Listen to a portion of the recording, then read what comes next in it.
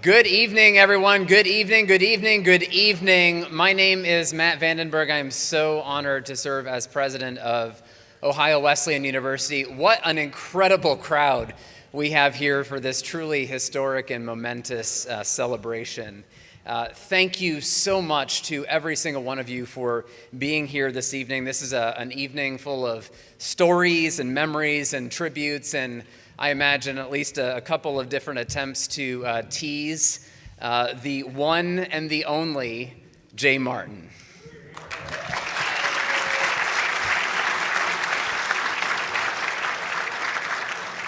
We gather here this evening to honor a man whose tenure is so historic, that is so woven into just the fabric of this university that if you have ever set foot on this campus and you don't know the name Jay Martin, or if you haven't heard the name Jay Martin, you were either lost or unconscious. We are joined this evening by an incredibly impressive group of individuals. So I first want to say welcome to all of our students, faculty, and staff at Ohio Wesleyan University. I want to say welcome to the alumni who join us from all across the decades and who have traveled to be here from places near and far. I want to thank and welcome our friends and honored guests, which include Ohio Wesleyan University's 13th President and First Lady, David and Ellen Warren.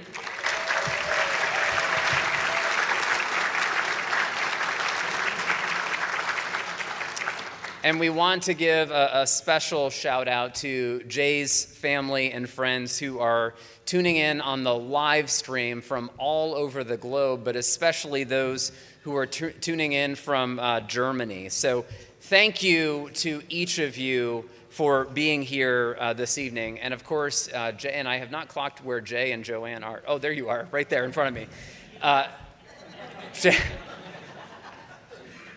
Jay and Joanne, thank you for being here and welcome to your retirement party. So to better understand just the scale and the scope of the career that Jay has had here at Ohio Wesleyan, I thought we needed to hop into a DeLorean and head back to the year 1977. And for those of you who are college students, that's a Back to the Future reference. 1977, of course, being the first year where Jay and Joanne set foot on campus. You ready to go back in time with me? Okay. Star Wars: A New Hope had just premiered. The world met a mentor named Obi-Wan Kenobi. Owu met a mentor named Jay Martin, who wore cleats instead of Jedi robes and used sarcasm instead of the Force. Works a lot better, it turns out. Apple Computer launched in a garage that year. Meanwhile, Jay was launching something with no hype, no hardware, and no user manual. Nevertheless, it still became the most reliable system in the history of the NCAA, and it crashed far less than a MacBook. Gas was 65 cents a gallon, and Jay could stretch that over an entire playoff run. That's not coaching, that's wizardry. Post-it notes were invented that year. Jay refused to use them. His memory's just too good for that. And he's never once had to jot down the phrase, "win conference title." The Bee Gees topped the charts, and the disco era took over pop culture. Jay was always into dancing, but his kind focused on off-ball movement and strategic placement, strategic spacing. And for him, the glitter was optional. Rocky won Best Picture, a gritty underdog tale about refusing to quit. And for Jay's part, he didn't actually realize it was a movie. He thought it was a motivational tape. And finally, I would be remiss if I did not point this out. The current president of Ohio Wesleyan University was not born yet.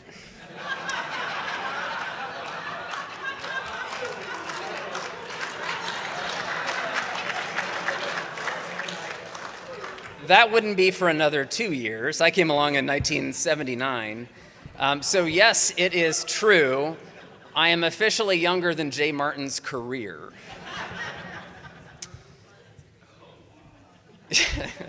I'll just let you absorb that.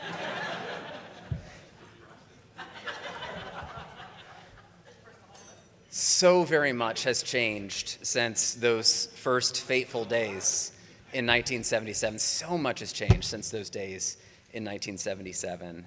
But through it all, through 4 decades of cultural chaos and campus transformation, from generation to generation to generation, one thing has remained consistent, and that's Jay Martin.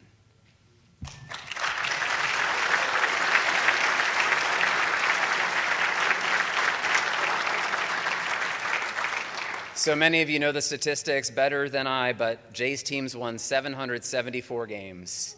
They won, yes. It's amazing. I haven't done anything 774 times. 2 national championships and dozens of conference titles. But you know what? The numbers are actually not what tell the real story. The real story is that Jay built a culture. The real story is that Jay built men. The real story is that Jay built leaders, and he built a program that became the envy of a nation and a source of lifelong pride for thousands upon thousands of people on this campus and far beyond. Jay, I was saying this to some of your family members before the event started, but few people in this world actually deserve the descriptor legend. You, my friend, are one of those few.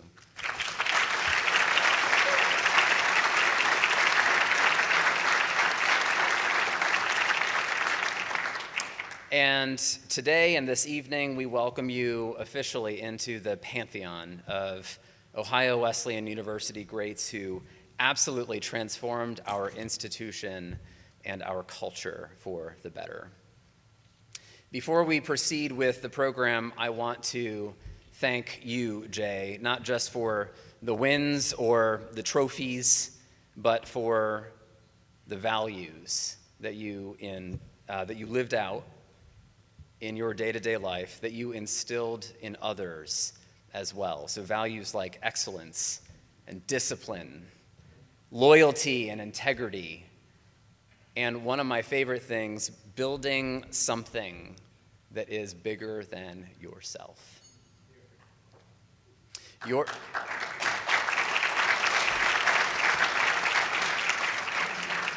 You know this very well, Jay, but your legacy is a lot more than, it's far more than what happened on a soccer field.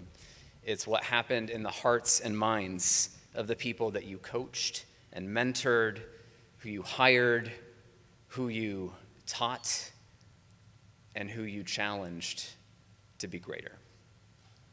So tonight we celebrate you, and we celebrate the era that you defined, an era of high standards, an era of lifelong bonds, and an era of building something that matters and that endures forever. May everyone here this evening feel the joy of being part of something that is bigger than ourselves. May we all honor a coach, a colleague, a mentor, and a friend. And may we eat before Jay makes us run laps. Jay and Joanne, this night is for you. It is for your family. It is so very richly, thoroughly deserved. Thank you.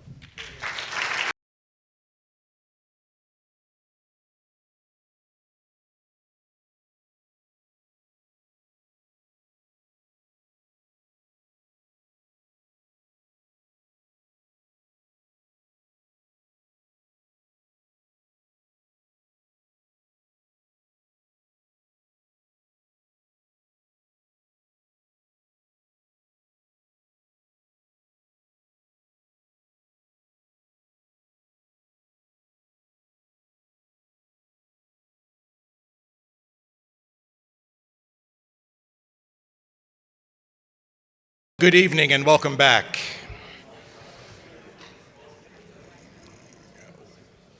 And just for the record, before I get started, Matt, I was actually in junior high when Jay started coaching here. So, it's an absolute honor to stand here today as the Director of Athletics. My name is Doug Zipp, and I've had the privilege of being here for 8 years. It's a privilege for me to be up here and talk about a man whose name is synonymous with excellence, not just in our program, not just in our community, but across the entire landscape of college soccer. Today, we celebrate the retirement of Jay Martin, the all-time winningest coach in NCAA men's soccer history.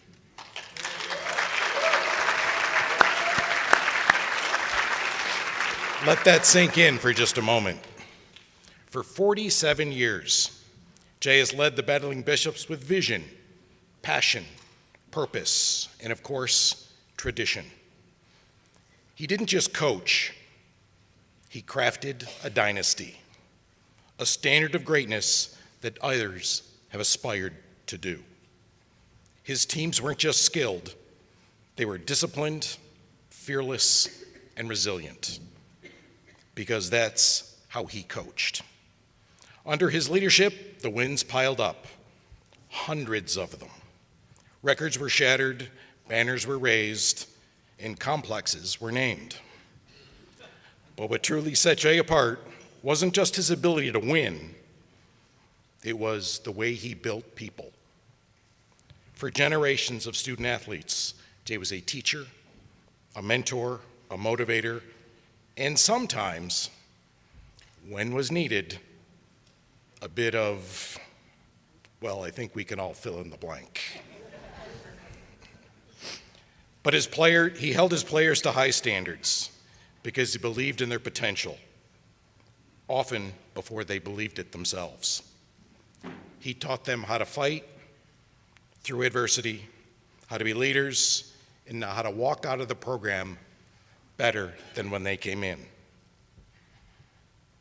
And through it all, Jay remained relentlessly passionate.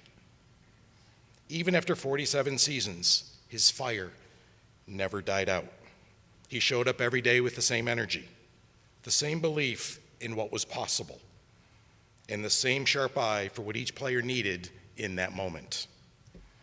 Jay, your retirement is well deserved, but let's be honest. We're not sure the sideline will ever be the same without you and that throne.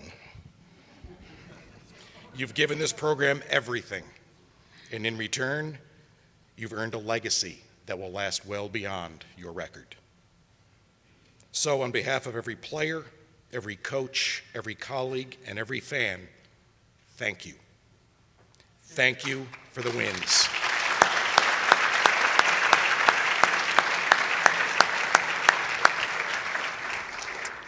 Thank you for the wins, yes, but more importantly, thank you for the way you won, with integrity, with heart, and with an unshakable belief in the game and the people who play it. His legacy is written in stats and accolades, of course, but even more so, the lives you shaped, the friendships you forged, and the respect you've earned from all corners of the game. This impact is remarkable. And to bring it to life and to share a few thoughts on just how real it truly is, please enjoy this video tribute. Thank you. We made it to the Final Four in San Antonio, and there were over 70 of our former players who flew down on that Friday on their own dime to watch that game. And they didn't know anybody on our team at all. But what they did know is Ohio Wesleyan soccer was playing in the national semifinal. And so when we beat Montclair State, over 50 guys flew in Saturday morning. So we had like 130 or 140 who came down to watch the Ohio Wesleyan soccer team play. When we won the game, everybody left our bench and the field, and they jumped into the stands to celebrate with the alums. And I was standing there at our bench looking across the field, and my wife came up to me and said, "Jay, this is what you've been doing. It's got nothing to do with soccer." And that made a huge impact on me. I mean, I kind of got it. Players from the 70s were in the stands hugging guys from the 2011 team like they were on the team. But at that moment, I really got it.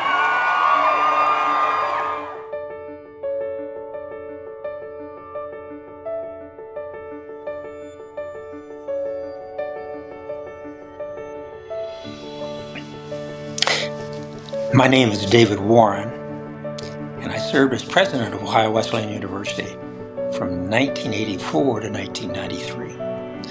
During that near decade, Jay, Martin, and I became colleagues and friends. We're here this evening to celebrate this extraordinary career of Jay Martin as the winningest coach in all of NCAA history.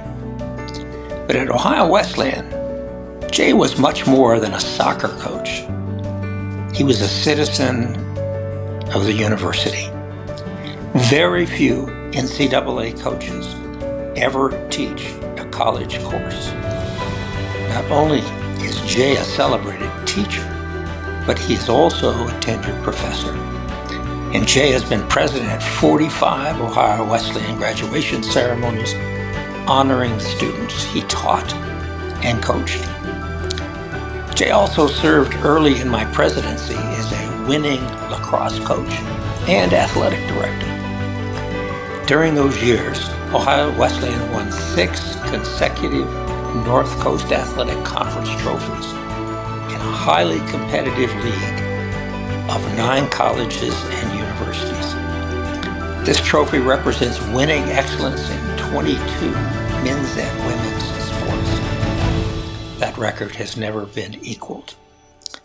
Jay accomplished these challenges with a rare wit and an inspirational wisdom. And as he worked with those students that he coached and mentored and taught, he became a legend at the college. His devotion to Ohio Wesleyan University and this community is unrivaled, and tonight we are here to celebrate him for these quite remarkable achievements. Hello, Jay. Joe Cummings here. Add my name to those offering congratulations on a wonderful career at Ohio Wesleyan.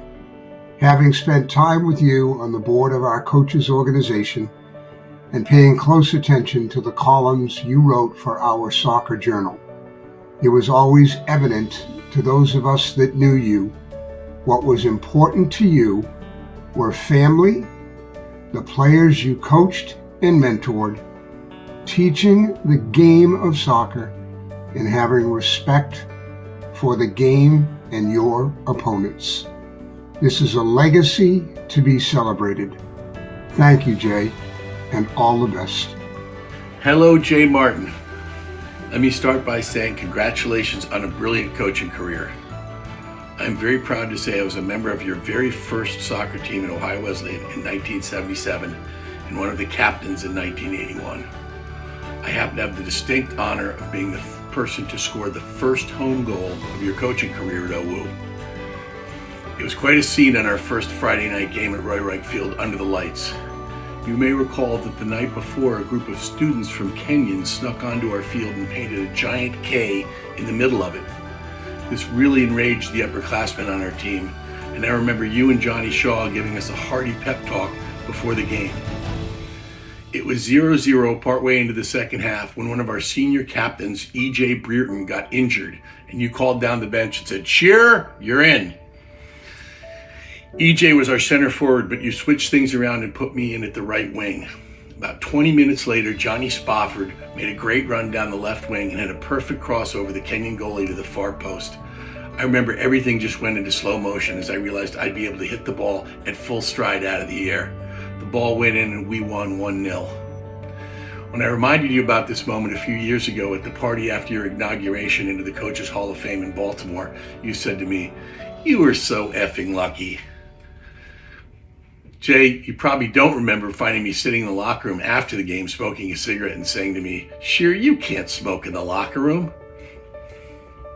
Jay, I'm hoping you've forgotten that I had a painting crew in the summer that included Billy Kolesh and Minky, and you hired us to paint your house while you and Joanne were on holiday in Europe.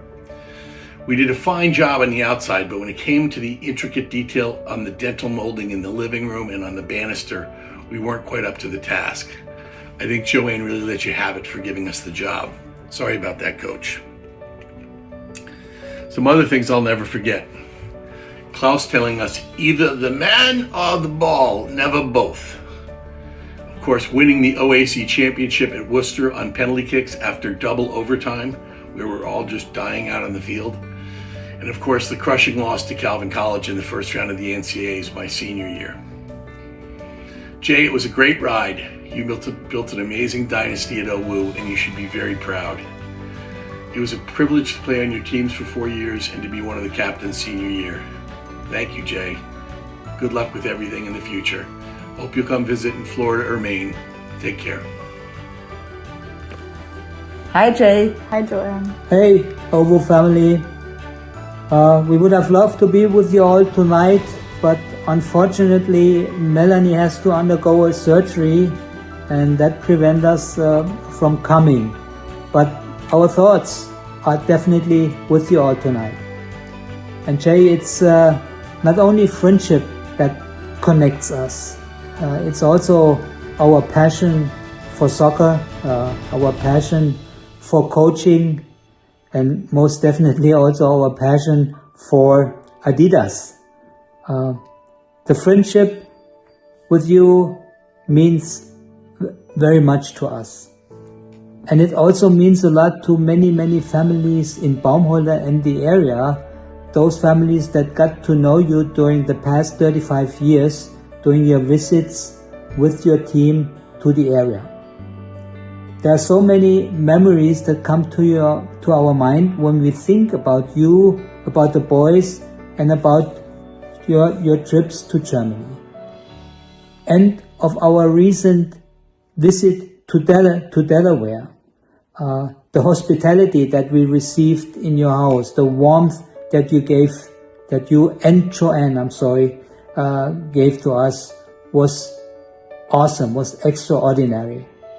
And you also did a good job with the 8-0 victory at the J. Martin complex. That was also special to us and the delegation, the friends that were with us in Delaware.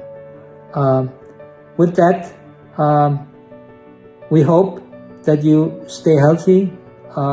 We hope, I would say, that you continue teaching because you have so much to give. And for other people, for the students, there's so much to learn from you. Stay healthy until we see us again. Have a wonderful evening, not only you, but also to the OWU family. And with that, bye-bye, and God bless you all. Bye. Coach Martin, congratulations on your amazing coaching career at Ohio Wesleyan University. Thank you for your dedication. For decades, you have helped to empower student athletes. You've prepared young men for challenges on the soccer field and in life.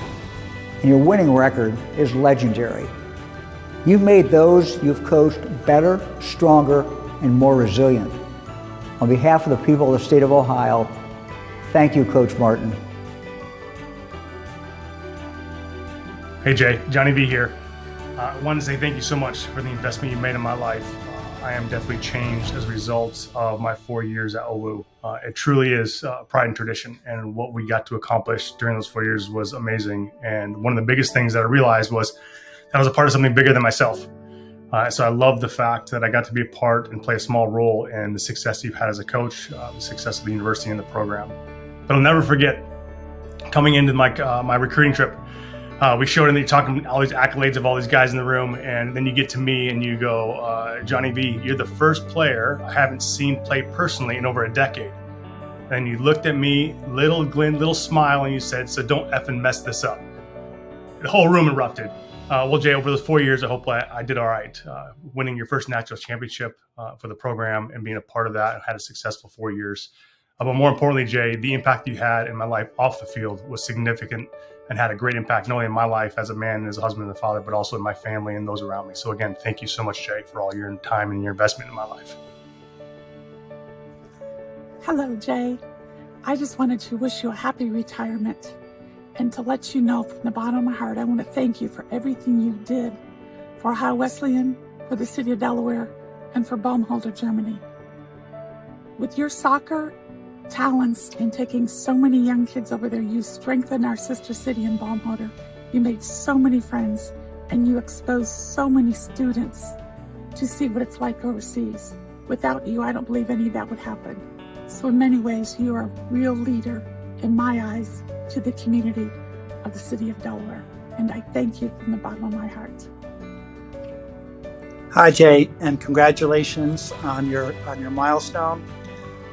Really excited for you, and I must say, jealous of your Jay Martin Love Fest 2.0 weekend blowout. So congratulations, and thank you for all that you have done for me as an individual, and as a having the honor of playing under you, the teams we've had, the fun, the friendships that have come from that, the people who I really are quite close to me today, and will continue to be. But I'm grateful for all that you've done. Your legacy, Jay, continues, right? Your style, your communication style, your direct talk, all the things you've done and the challenges you've shown and persevered as an individual, as a coach, as a friend, as a family member, all those skills. It's not easy. You've proven it. You've been out there fighting day in and day out. You've persevered. So thank you, and enjoy your weekend, and thank you for everything, and I look forward to staying in touch. Thank you. Hey, Jay. Congratulations on a remarkable career.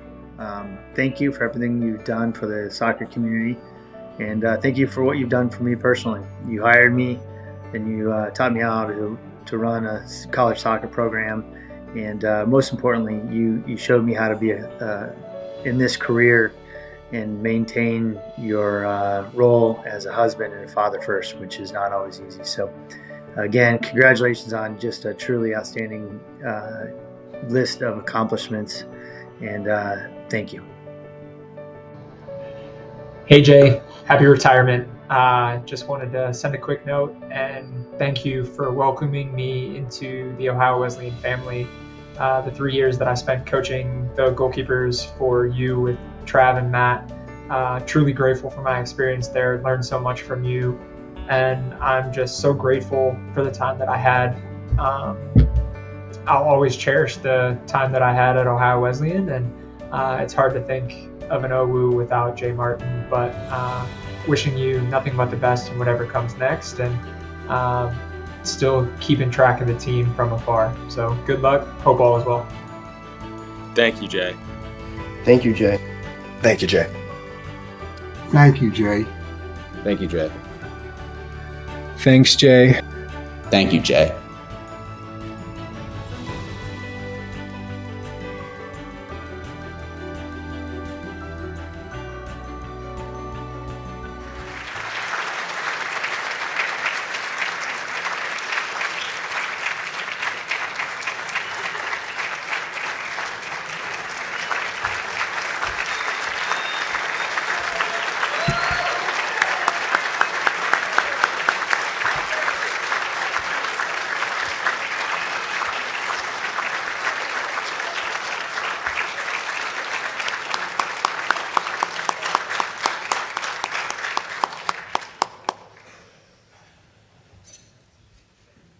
Was that for me?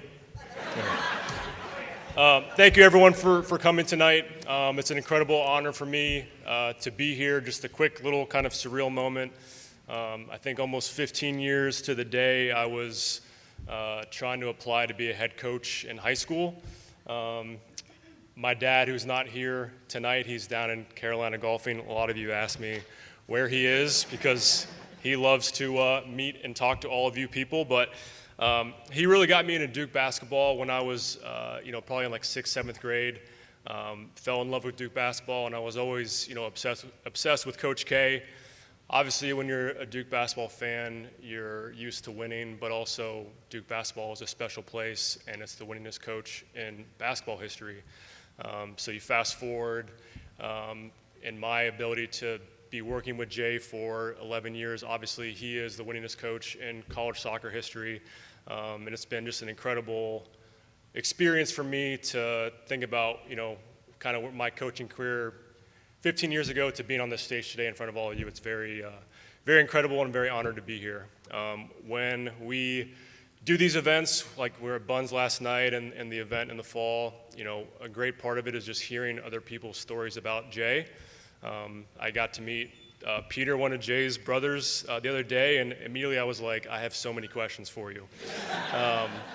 And everyone has a great story about Jay, and we wanted to have a few people come up and share their stories with Jay, people who were a part of his first team, his last team, and the 2 national championship teams. So our first speaker tonight, I've gotten to know him a little bit well recently, and he was a member of Jay's first team.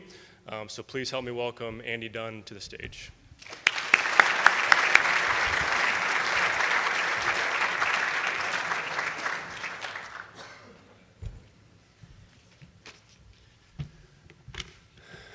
Good evening. As Matt said, I'm Andy Dunn, class of '79. I'm honored to be here tonight to help Jay celebrate an incredible career, but also to speak on behalf of his first team. I might be the only person here tonight that actually played for 2 coaches at Ohio Wesleyan. I began under Fred Myers, so I have perhaps a unique perspective of things, having played for both and being able to compare and contrast. Back in 16 or 17, I was going to be out here in Ohio. I'm from the East Coast. And I contacted Jay and said, hey, I'm going to be in Delaware. Do you have time to catch up? Because I hadn't seen him in a little bit. And of course, he said yes. So we arranged a time to meet at the stadium. I actually hadn't seen the redo of the stadium. We met in his locker room, and I had brought a photo album of our trip to England from the summer of '78.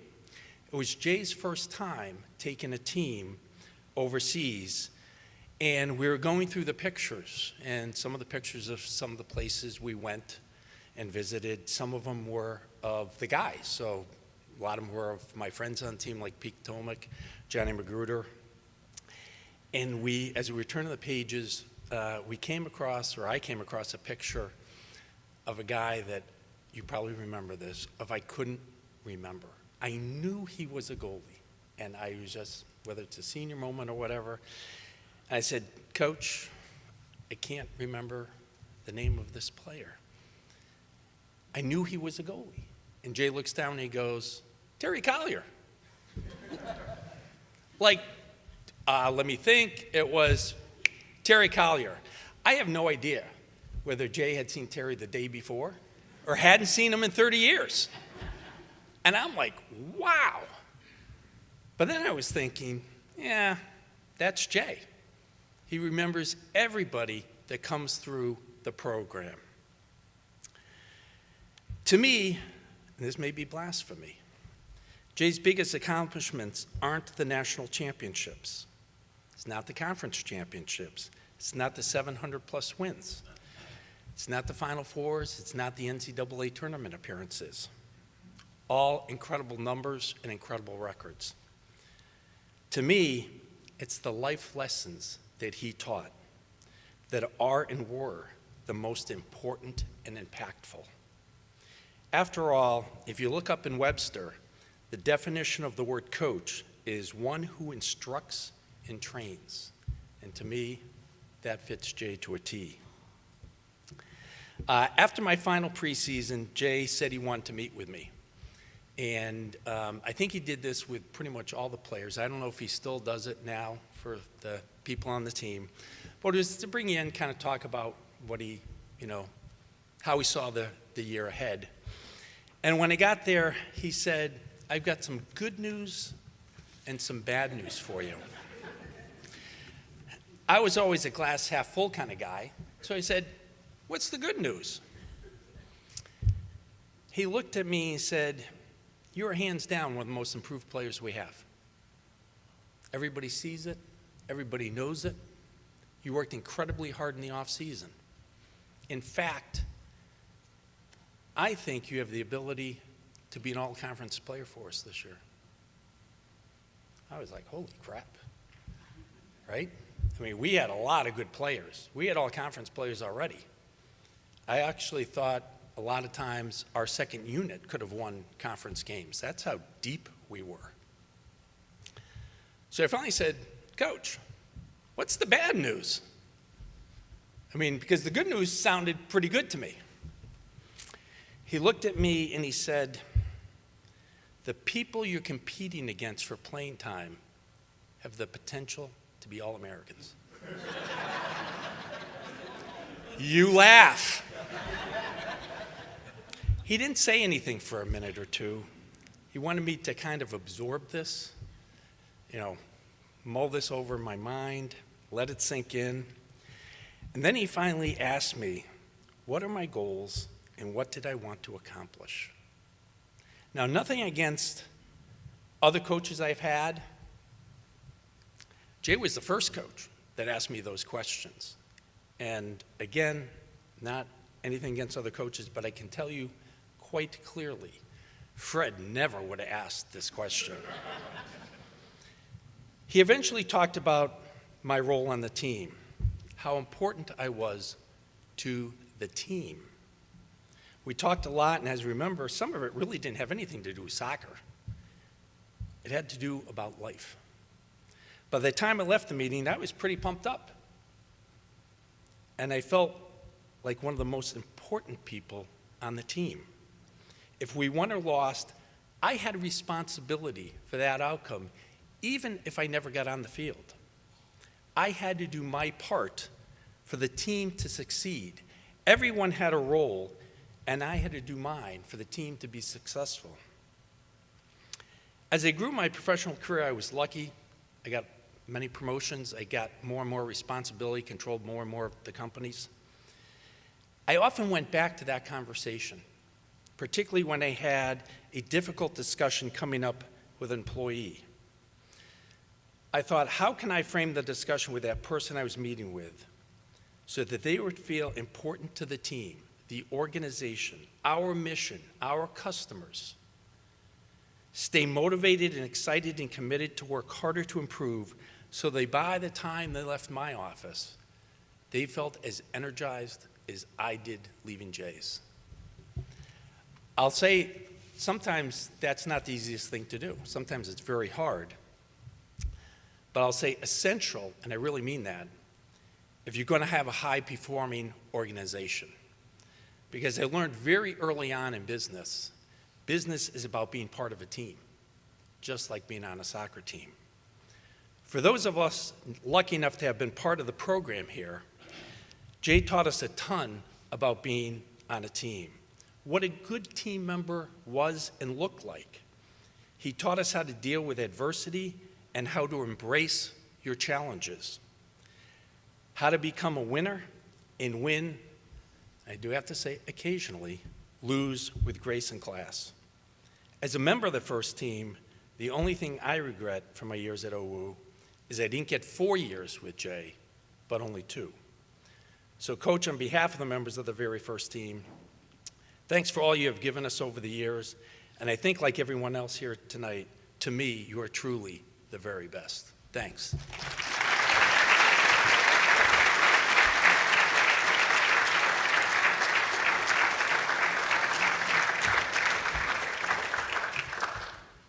Okay, our next speaker is actually someone who was part of the team in my first year, and Colton Blecker, who is someone that I think is perfect for this program and this environment because he is competitive, he's intelligent, he's curious, he's opinionated, and in our program with the empowerment that we have, it really helps people raise their level.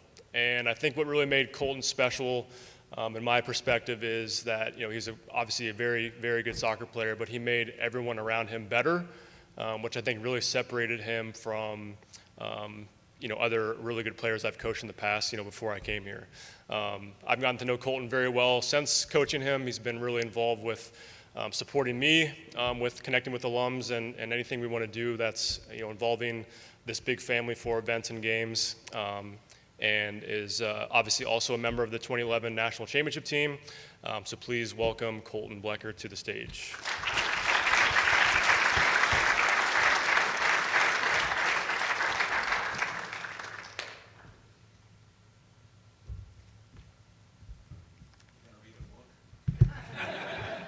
I got a story about this, Jay. Hi, everyone. I'm Colton Blecker, class of 2015. I was a willing and happy passenger on the 2011 National Championship team, but very honored to be here. This will be more than 3 minutes. 3 minutes was the guidance I was given. It's going to exceed that. I was thinking back, and Jay, to your point, the last time I think I spoke at an OWU soccer event was during my senior year, during the 2014 season.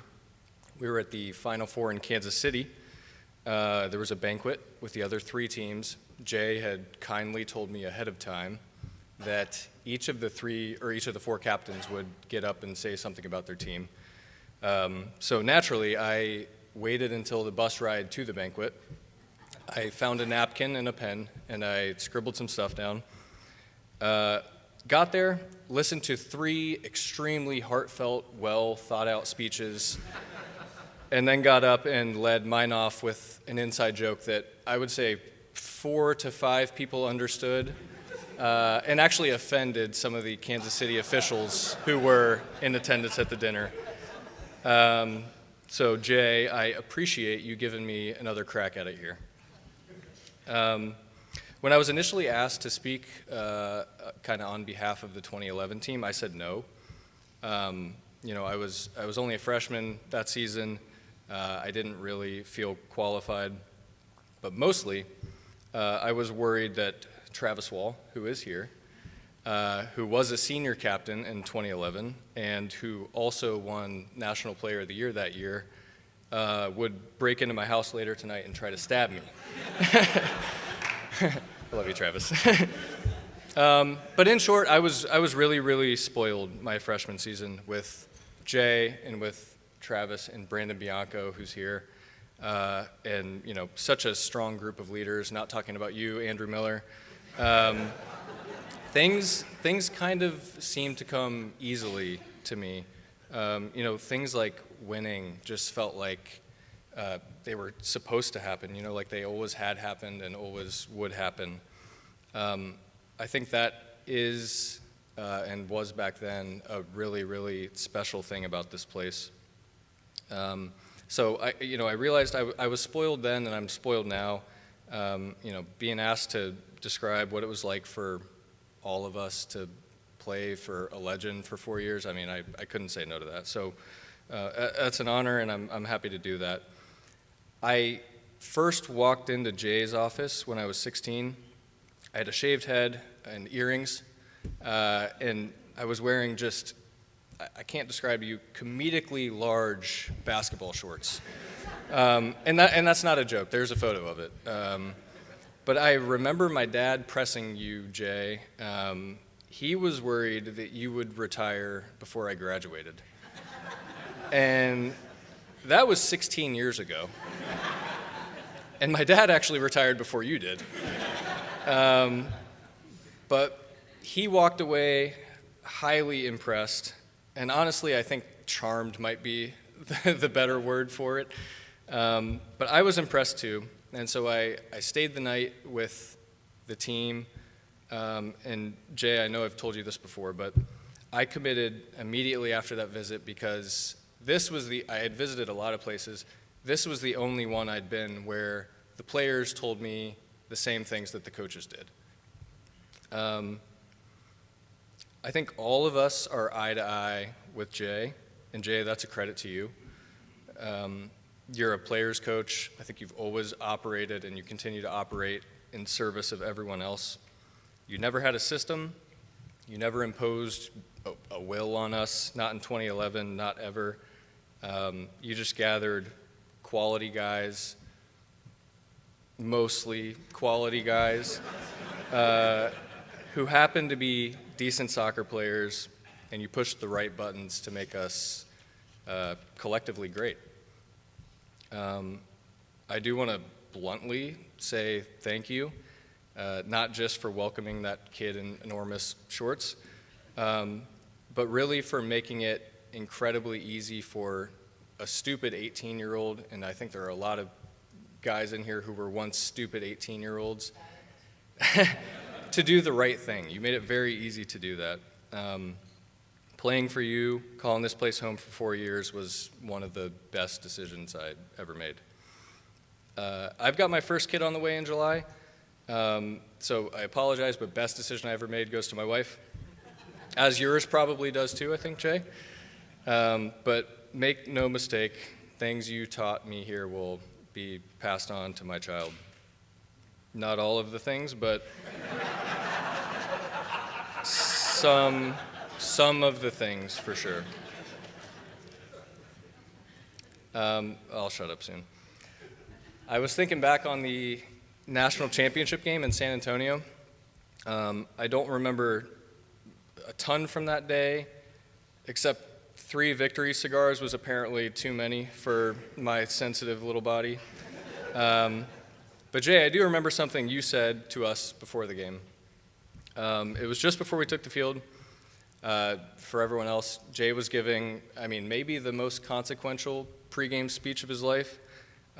So naturally, he had just worked in a Catholic priest joke. I'm not making that up, by the way. It's on YouTube. You can look it up. But then he said something kind of more, I don't know, like cosmic. I don't know if that's the right word, but he doesn't usually get real, away from reality, and this was a little different. So it stuck with me. He said that all of us in that kind of makeshift locker room, from the first day we touched a soccer ball, were meant to be there. He said that everything we'd ever done was not coincidence, and that it was all leading to that one moment. So Jay, take a look around the room now. Think about the group that came in the fall in the last 47 years. You've built something far bigger than yourself, and something that'll last for many years to come. And right now, I'm here to tell you that it was absolutely not by accident. From the day you started coaching, and probably much earlier, you were meant to be in this room, right there in that chair, surrounded by a whole bunch of people who love you, and apparently having to suffer me talking at you. You're a teacher down to your core. That fact will never, ever change. I want to thank you for being an incredible coach, leader, mentor, and now friend to me and to all of us. And thank you all so much for having me.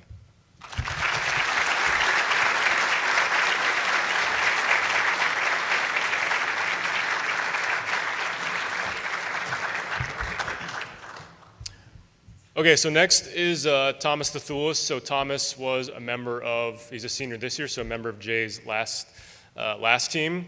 I was talking to Thomas last night, and I won't say a whole lot because he was kind of giving me a heads up what he was thinking about talking about. And a lot of it is similar to how I felt in terms of, like, spoiler alert, I played somewhere else. I played against Ohio Wesleyan and Jay and learned my lesson for sure. And going off of Colton and the Cosmos and things like that, I knew when I wanted to coach that I wanted to learn from the best, and that's what made me want to come to Ohio Wesleyan. And I was not, I was a dumb 18-year-old to 22-year-old. I didn't have anyone who really looked out for me in my college coaching as I was playing in college. But to make up for that, I've tried to learn as much and work with Jay as long as I possibly could. and it's really helped me in my approach to coaching, where I want to help continue to have guys come in who can learn quickly and have someone in an environment that's going to help them grow up much quicker than I did. But anyway, Thomas, I've coached the past 4 years. Thomas and I get along very well because we both think we're so funny. And he has I think he's had a really unique experience at Ohio Wesleyan, and we were talking about it the other night. So I will let him kind of elaborate. So please welcome Thomas Stouloulis to the stage, please.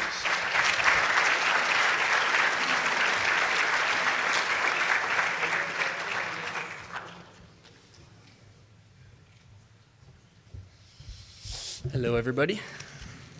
Hello to everybody in Germany. Baron, if you're watching, nice to see you. Thank you to Matt and AG for putting this together, Katie as well, and the freshmen. They helped put everything up, so shout out to them as well. Matt's right, I had a pretty unique experience here at Ohio Wesleyan. I was part of the freshman COVID class. So I wasn't really recruited, and by really I mean at all. I wasn't recruited at all. I reached out to, I think to Matt through email, and he got back to me. I came on a visit and talked to Jay for 45 minutes to an hour with my parents, and we left. And afterwards, we looked at each other and didn't know what happened. So I emailed Jay and I said, "Thanks for meeting with me." And he said, "No problem, can't wait to see you in the fall."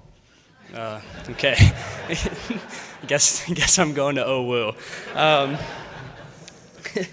But it really is an honor to be up here. I think for anybody who's played with me or has coached me knows how much OWU really means to me and how passionate I am about OWU, sometimes to my detriment, to my teammates' detriment as well. I think this is a collective of people that is really special. Obviously, everyone here has been touched by Jay, but everyone in here is also someone who is a part of the OWU brotherhood. Anybody who's laced it up and gone out on Reich or watched somebody, a loved one out on Reich, it's really special to be together. Everyone has so many stories. Like last night at Buns, I met so many people. I don't remember any of your names, but you guys had great stories. and Jay has tons of great stories, and we can all share memories all night, I'm sure. I know guys here will talk about his halftime speeches, even when we were winning, how rousing they were. I remember Jay emailing me Larry Bird highlights on random nights. He likes to rant about Corver and how he ruined a generation of soccer players. I don't know if anybody knows that. But I also remember our Germany trip, and we're at a monastery in Ondex, and everybody had a good amount of dark beer, including Jay, and Jay began telling us stories about his life that involved time in Boston and watching the Celtics play at their practice facility, and it was a really amazing experience. Just 30 guys sat there for probably 2 hours just listening to him tell us everything about his life. It's a truly special experience. Telling us a lot about his life for a long time. However, we'll keep the memories with us, but for me, and I'm sure a lot of other people in this room, the legacy that's going to live inside of me is the person that he's made me become over my last 4 years here. Like I said, I came here 17-year-old with no direction. I picked OWU on a whim, or he picked it for me. And I reference the things that he taught me every single day. It truly is unbelievable. He talks about mental toughness and positive self-talk and goal setting and journaling and things that you would never even think of as a 17-year-old kid, but now things that I do every day. He takes a moment every morning to write down things that he's grateful for. I've started to do that because it just makes hard days really easy. It's a super useful tool that I think every kid in college should really do, and going forward. He embraces mistakes. He told me one day before a start, like I said, wasn't recruited, didn't start a lot, twice actually. So he told me before a start where I was really nervous, just to embrace mistakes, because if you're afraid of them, you're going to make them. And I was in his office for 30 seconds, and all of my worries went away in an instant. So he's a really great guy in that way. He has such a long line of adages. He tells stories about Larry Bird. Sorry.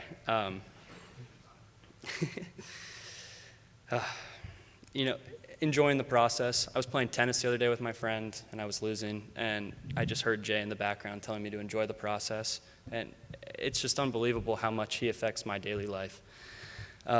My teammates and I were talking after the alumni game today, and he told me, look at everybody, look at all these guys. They're laying their pennies down on the ground in a nice, neat order. You know, you're doing the little things. These guys are 15 years out of playing for Jay, and things that he taught them still instilled in them, and I'm sure they'll teach their kids to this day. I really want a massive thank you to everything that you've done for me. You took a real chance. You know, I was lucky enough to be a captain, and you taught me so many important lessons, and my life has truly changed over the last 4 years here at OWU. So thank you to the greatest to ever have done it. If I had a mad dog, I'd raise it for you.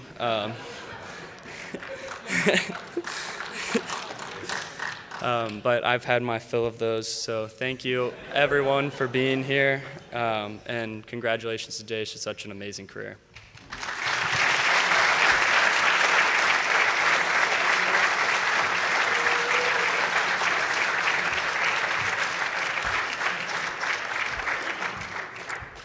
Okay, so Keith Rosansky, member of the '98 national championship team.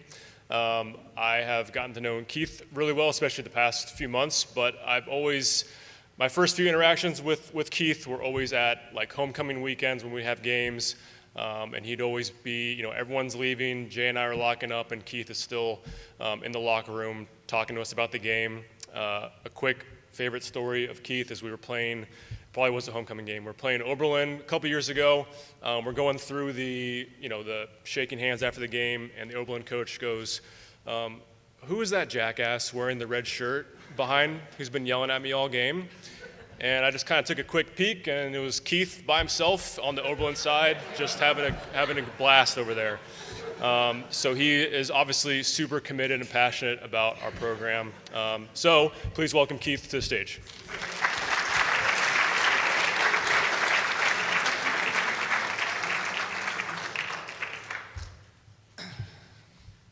I'm going to thank Matt for that brilliant description of me. Yes, Keith Rosansky, class of 1999. I played for Jay from the fall of 1995 through 1998, though playing is probably a generous term. I did a lot of observing of the game from the bench, and I got to observe a lot. I was also very lucky to have a work-study job where I worked at the front desk at Edwards Gym. A lot of guys worked for Jay, but I worked at the front desk, which was next to Jay's office. So I got to watch what was happening and listen to what was happening every day, and I learned so much, obviously about the program, about everything he was doing, but about everything else. But I'm not here to talk about Jay, because when I was here, Jay was not the superstar in his family. And he really, I don't know if he's ever been. I'm here to talk about Joanne.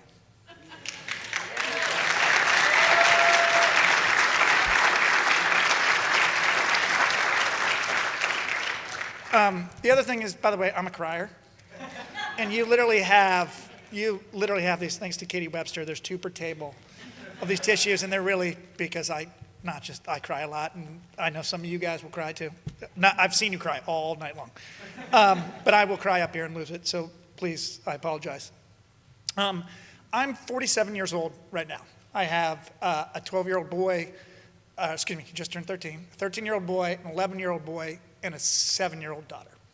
When I was here, that was roughly the same age that Jay was. Ryan, I was trying to do the math. I think Ryan was 12 when I started here. Kyle was 8. You had Robbie, right? And I'm going to be honest, I'm almost there. I was going to get there. And then while I was here, right, you had Jay, who was the soccer coach, the athletic director. I think you served your term as president of the National Soccer Coaches Association during that time. But he was a chump compared to Joanne, right? She, as most of you know, and maybe the younger guys, she started a business, the Gooseberry Patch Company. I think it was 1984, right? And locally, I was a local kid. It was a company that we were all very proud of. And I still to this day have folks who know that I know you guys and want to know more about you than they want to know about him. But in the early 90s, and I might be wrong on this, it really exploded. They started, she was way ahead of her time. And one of the things that really helped it explode was the selling of cookbooks, right? That, if I believe, I might get some of this wrong, right? That it started with recipes from your customers that you sent out, and then people wanted to purchase those. So we've heard terms of crowdsourcing and peer production, right? That are ubiquitous now. She was doing that stuff in the early 90s before those terms even existed. And her company was blowing up. They were building a new facility. And I was also here while doing all of this. Let me start with this.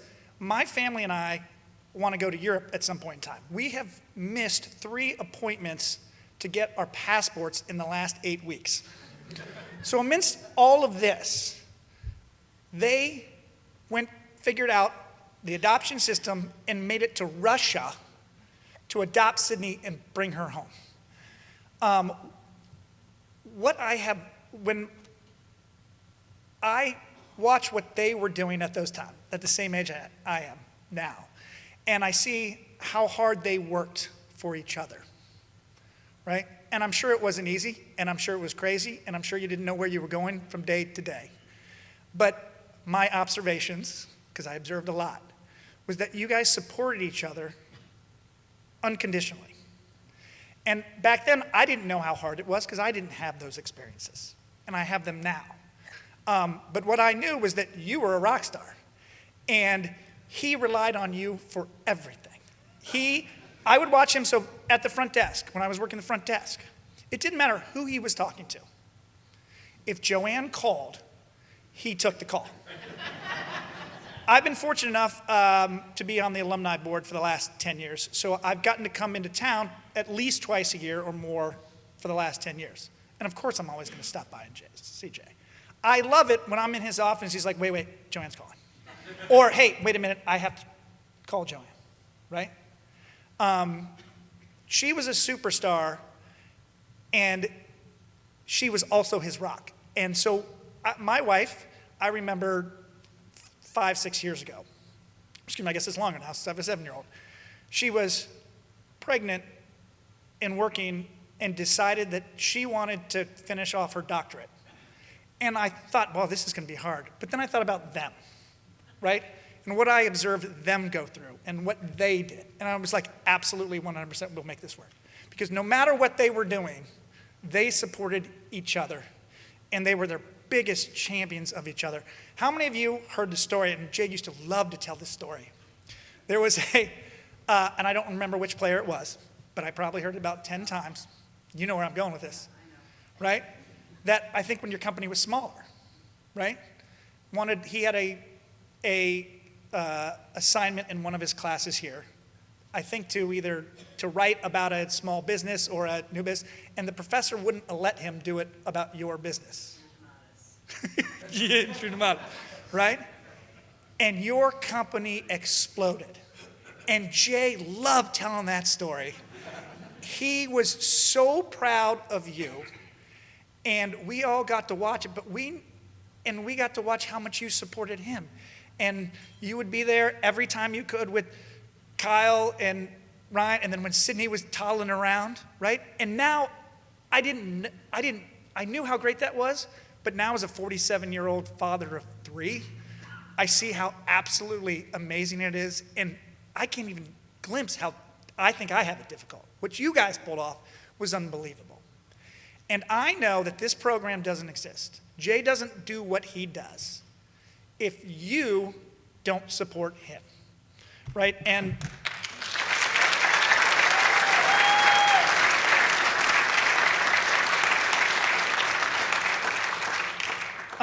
I was reading this new book. Yeah, Lessons from the Best Coach. You can pick it up on Amazon or your local retailer. And taking some notes. And there's a chapter here on goal setting and core values. And the core values on any team, the teams set them themselves. There's one that never trades. We always say pride and tradition. Right? And I think the core values in this one are from maybe the 2022 team, right? And they include fun, accountability, passion, grit, camaraderie, confidence, and positivity. We watched you as players. I don't know whether you realized we were watching you or observing, but we watched you display all of those. And some of those maybe I didn't realize at the time. It's hard being 45 and having 3 kids. You had 4 and were a superstar in your own industry. And I never saw you show up to a game Friday night looking like you were drained, right? You probably were, but you never, right? You had passion for what we were doing. The grit, now I know what that grind looks like, right? I wouldn't have known it when I was 18, 20 years old, right?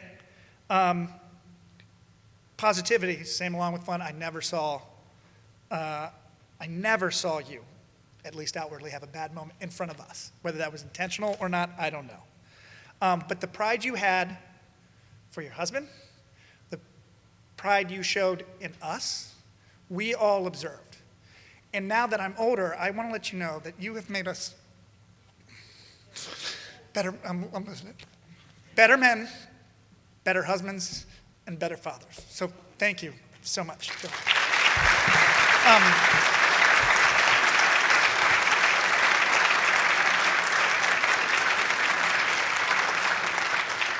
I just want to say, we wanted to get you something, and we were trying to think about what to do. And I was thinking about my most cherished moments now coming back with you guys are when we have times to get together, right, and share a drink at a local pub or a restaurant.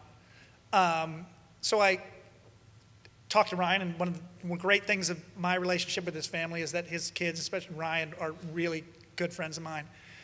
And Ryan said, "You like Pinot Grigio, and you like gin." And for all the times we were together, I was like, one bottle is not enough. I want you to have this, and when you drink of it, think of us and the times, what you've meant to all of us players. Not just Jay, but what you've meant to us. And this program doesn't exist without you. So I have this for you. I literally have a case of wine and some gin. To drink at your leisure. Thank you. I'll leave it up here for you.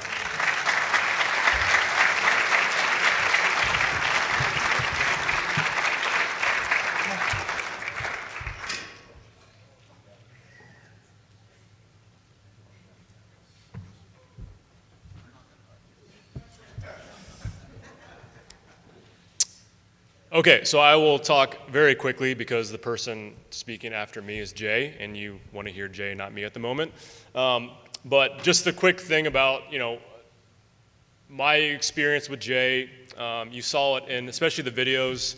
Rare wit, I thought, was a perfect description of Jay. And we had Beth Burns speak here a couple years ago, and she talked about how, to be number one, you have to be a little odd. And hopefully you get the play on words there. And Jay is a little odd. He's a little odd in the best way possible. He is hilarious. You've seen everyone talk about just the times he made us laugh to relieve pressure or to instill confidence. How many people in here have heard or been the recipient of when Jay is calling you up to sub you in the game and then he asks you to go to the concession stand to get him a hot dog, right? And it's just those little moments, and I've seen it a million times in my time here, where that player immediately is relieved of pressure and is ready to go in and just have a good time.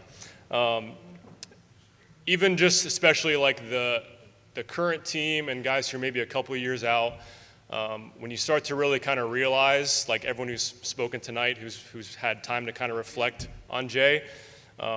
Another favorite of mine is when we were in Germany the last trip in 2023, and I was sitting, it was like we were at Baumholder, Jay speaking fluent German to a whole packed clubhouse of Germans who are like OWU fans till they die, Jay fans, and I'm just looking at the team respond and just observe, like, what is happening right now. So just one thing I love about Jay is I just think he is absolutely hilarious. He knows, like Colton kind of talked about it earlier, he knows when to push you, he knows when to challenge you, he knows when to be, a father figure, he knows what to do. So my experience as a younger, coach who was obsessed about winning, just kind of seeing what it's really all about firsthand, and then being able to kind of apply that myself has been like worth every second that I've been here. So now I will shut up and the GOAT.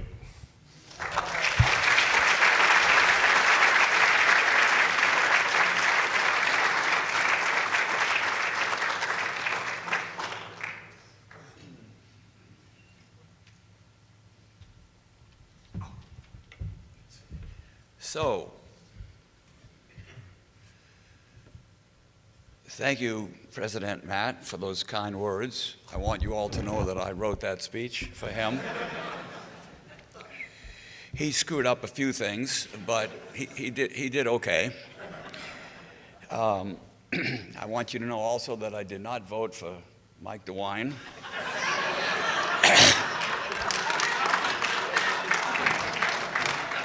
So I have no idea where the hell they got that clip. It just doesn't matter. I have so much to say, but I also know that the backstretch closes pretty soon. So I'm going to go as quickly as I possibly can.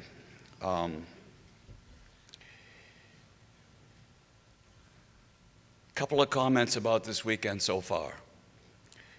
I want to say that the difference between the stories that I heard last night at Buns and the stories I say, simply, mine are true. I've never heard so many lies in such a short period of time in my life as I did last night at Buns. I also want to make an observation about the game today. And to be honest with you, I wonder how the hell we won any games when I saw these alums play today. I mean, it was unbelievable. Now, I know they were a little heavier and a little less hair and all these other things, but God, they were terrible. They're absolutely terrible. I can't read this damn thing because there's no light here.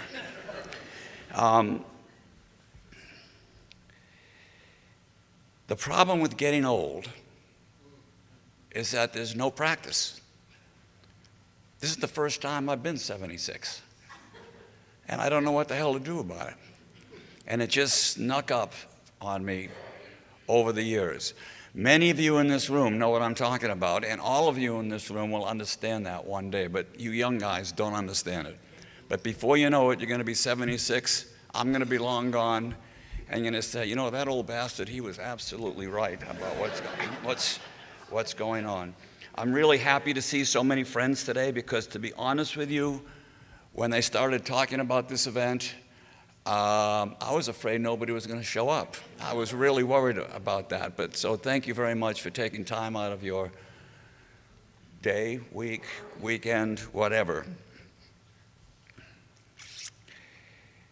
I usually talk about Joanne last when I make speeches like this, but tonight I'm going to talk about her first because she deserves to be talked about first and ever. And I think, Keith, thank you, Keith, for what you said. You are so right.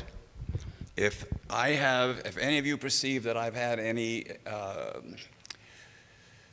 that I've had a good career and blah, blah, blah, it would not have happened without Joanne. And I hope you all understand that. And Keith, thank you I remember when we won the championship in 2011 and we made that a disc or something, a video and so on and so forth.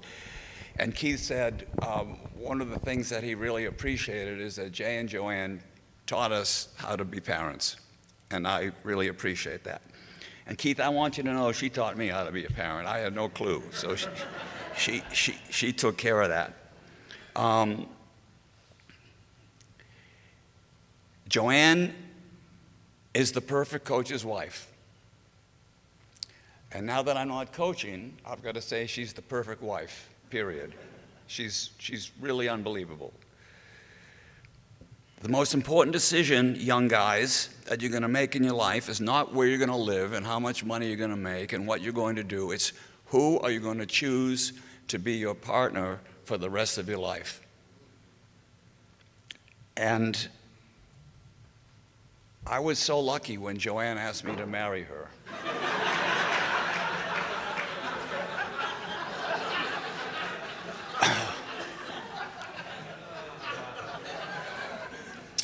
I said yes immediately. I mean, how can you screw that up? You know, that has to happen. So we all think we run our own lives. We don't. Our lives are a series of random acts and random activities.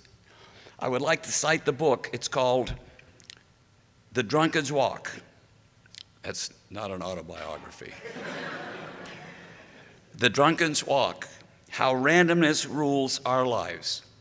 It's a short book, it's an easy read, and I urge you all to have a look at it. But that's what life's all about. It's random. Think of where you are today, everybody here. And how did you get here? How did you get to Ohio Wesleyan? How did you get on the teams? It was random. And that's how life is. So I think we have to accept that, and we have to go forward as much as we can. Joanne has been a saint in our family and the backbone of our family. She's not a jock at all, although she's a great athlete. She just never had an opportunity to exercise her athletic ability. But she's lived in a jock family now for the last 45 years? Is that where we are? All right. And she's thrived in the jock family. There's going to be more on that in just a minute. I want you to know that she evolved into my assistant coach. So I'd like to take a moment here and ask all of you who served as assistant coaches to just stand up and be recognized, please. Come on, Matt, stand up. Here we go. Come on, stand up, be recognized.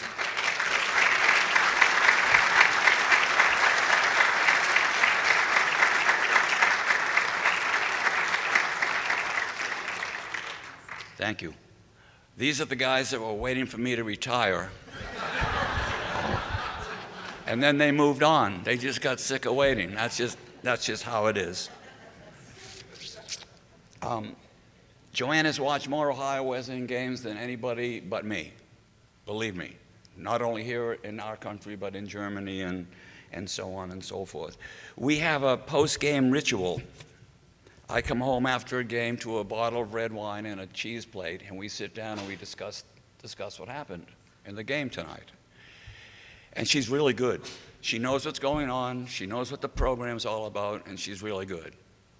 So as an example, I would hear things like, why the hell didn't you take Byers out of the game tonight? He was awful. Or, what happened to Colton Blecker? Did he break up with his girlfriend or something? And more recently, what the hell happened with Brooker? His hair's too damn long. And most of the time, she was right on the money. She knew what was going on. I'm sorry, I got to break down and use these damn readers. I can't read this thing. I had cataract surgery, and they told me I never need glasses again. Bunch of, that's how it is.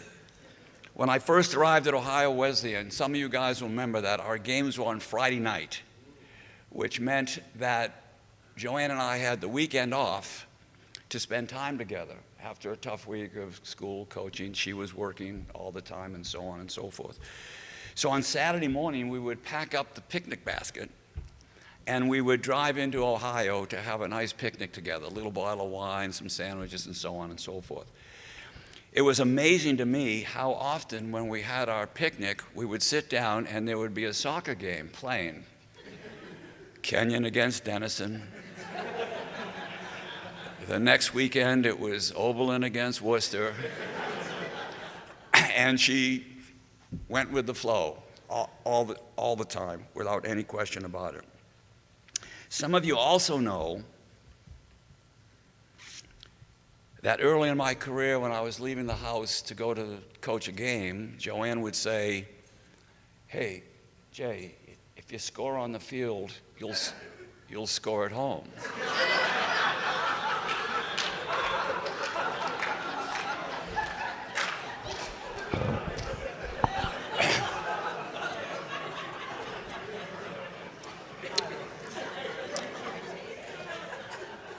That sounded good to me.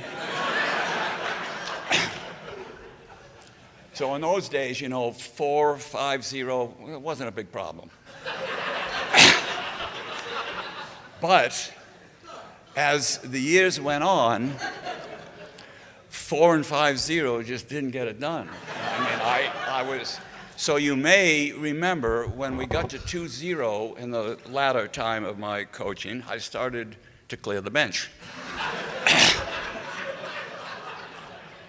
I always told these guys how important scoring 2 goals was. In fact, we're 90% winners when we score 2 goals, but there was more winners than that at the time. So anyway, the 4 or 5 goal thing just didn't work, but it worked, because we almost named our son Kyle Worcester.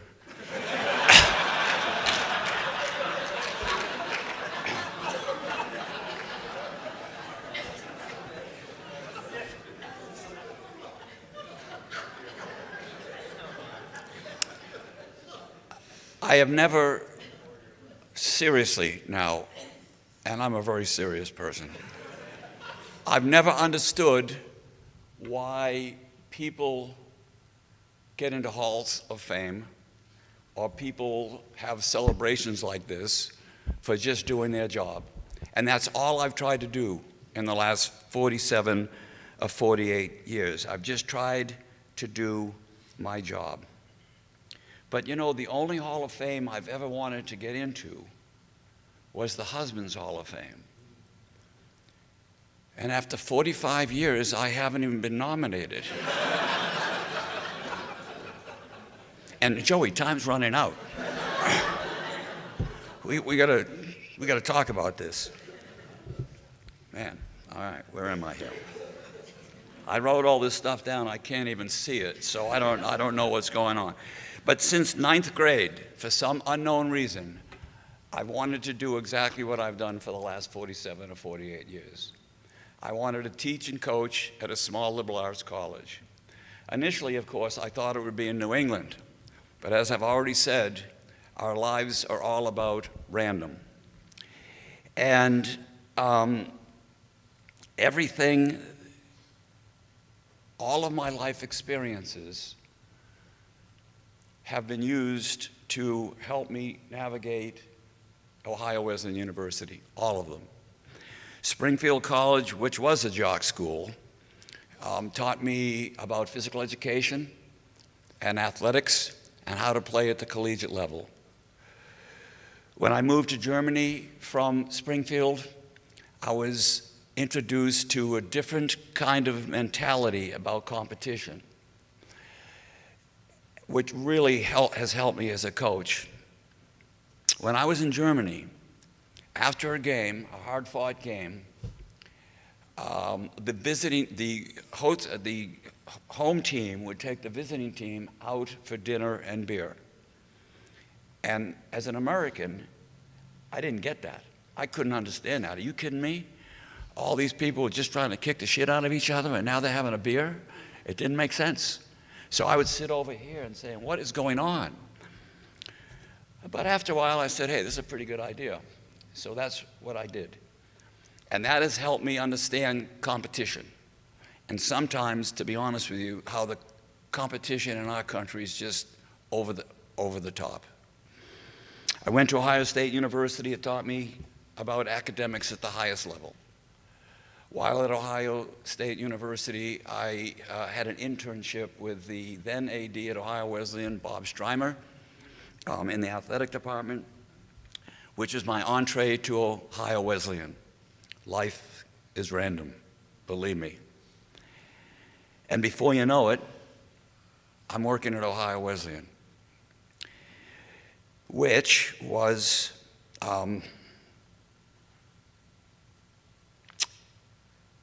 interesting.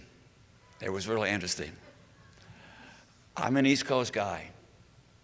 Maybe not anymore. Am I a Buckeye now? Joanne says no, right?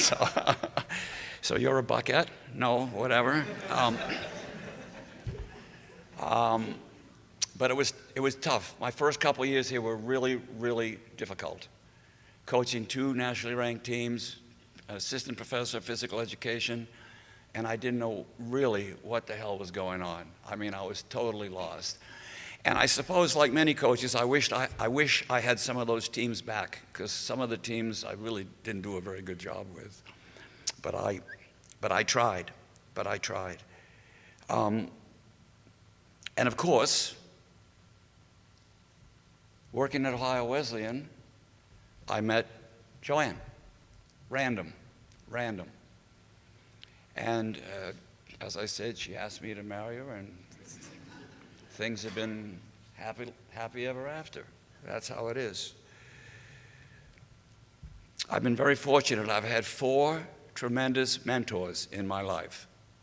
And I hope all of you either serve as a mentor or have had some good mentors. The first mentor is my father. He coached every game. I'm the oldest of 10 kids. He coached every game for all of his kids, Peter, right? All of them, boys and girls. He wasn't an athletic person at all. He ran track in high school at Boston English or Latin, which was it, English? And let's face it, track isn't really a sport, right? I mean, I tell Chris Boy this all the time. How hard is coaching track? Okay, Johnny. When the gun goes off, run like hell, as fast as you can go to you see that ribbon that's going across the thing like that? And see if you can get there. Good luck, go. Boy's not here, is he? Good. Don't tell him that, all right? Although I've told him that, so it doesn't matter. I mean, but anyway, my father knew nothing about sports, nothing. But what he knew was the importance of relationships. And that's where I learned about relationships. The players on his teams, all of his teams, looked forward to coming to practice every single day. And when they left, they had a smile on their face, because my father said something positive to every kid in every single practice. Even little Joe Bag of Donuts over here, who shouldn't have been on the team at all, but it didn't matter to my father. It just didn't matter. So relationships have always been a very important part of what I have done. My second mentor was my high school basketball coach, John Barker. He taught me what it takes to put a team together and what it takes to put a successful team together. He was a very, very good coach. Cool, calm, collected, never yelled at the players. Very, very good coach. He graduated from Springfield College, and he's the reason that I went to Springfield College. And unfortunately, the year after I graduated from high school, he was in a car accident and passed away. But I'm still in touch weekly with his daughter, Jan, because she's John's daughter.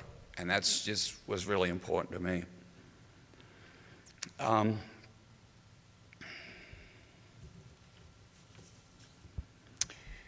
When I came to Ohio Wesleyan, I had 2 mentors, Harriet Stewart and Dick Gordon. And both were instrumental in teaching me what Ohio Wesleyan was about and what it takes to be a professor and coach at the collegiate level.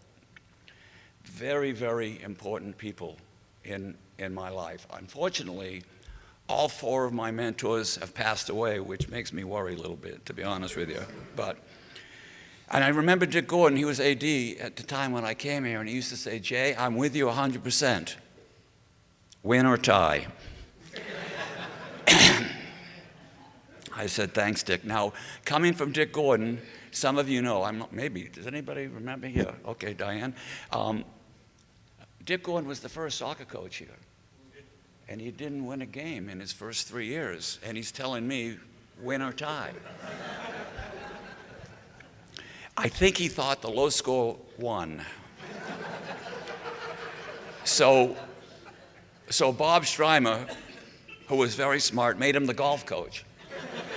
And he was a very successful golf coach, because in golf, the low score wins, and he was absolutely fine. I'm grateful for a number of things.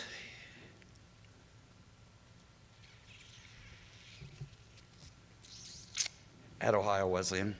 I'm grateful that Ohio Wesleyan gave me a chance. I came here with really not a lot of experience, and under some controversy when I was hired.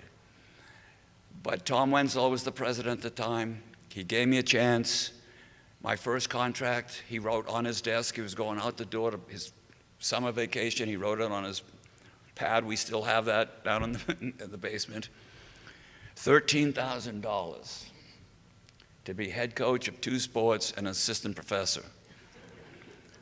So I'm making about 23 now. So it's okay. Everything has worked out a little bit. I'm grateful to all of you out there who listened to my recruiting shtick and actually believed it and came to Ohio Wesleyan. I mean, I can't explain to you guys, maybe I can at the end of this, how thankful I am for you. We'll get back to that. I'm grateful for all the relationships I've made over the year. In my mind, coaching is about relationships, teaching, and trust. And that's what I've tried to do. I've tried to create an environment where the relationships are important, where our players trust me, and hopefully I always trust them, because I was an awful soccer player. I was awful. I didn't start a game in college because I was so bad. So every guy who's in this room was better than I've ever been. So trust me, I trusted them as they went forward. And guys, if we've had any perceived success here, and I think the numbers say we have, it's not because of me, it's because of you. And I don't want you to forget that. I didn't score a goal in 47 years at Ohio Wesleyan. I didn't have an assist. I didn't make a save in the goal. I didn't do any of that stuff. You guys did all of that stuff. So our excellence, I don't know, is because of you. Please don't forget that. I'm grateful for Delaware and the Central Ohio community who took Joanne and I into East Coasters, as I said, and made us feel welcome here. Some days were tough, Joey, right? I mean, that's how it was, I guess. I'm grateful to our friends from Baumholder, Germany. You saw Ben Mai and Uwe Kemmer were the 2 people. Matt started, he played at Baumholder, and when, Matt, what year was that? 70, 60, 50, what? Okay, and I think he's lying. But so we traveled to Europe 5 times before Baumholder. But Matt came back, he became assistant coach, and he said, Jay, let's try Baumholder and see how it works out. And so when was our first trip? 90? 90? I can't remember. It doesn't, a long time ago. And it worked out.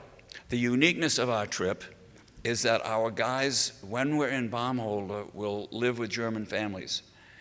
Right, Ryan?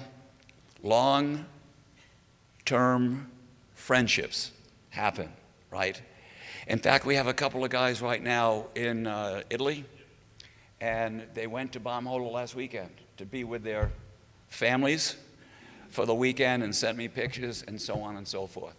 Long-term relationships, long-term friendships with the people, so I'm grateful for them.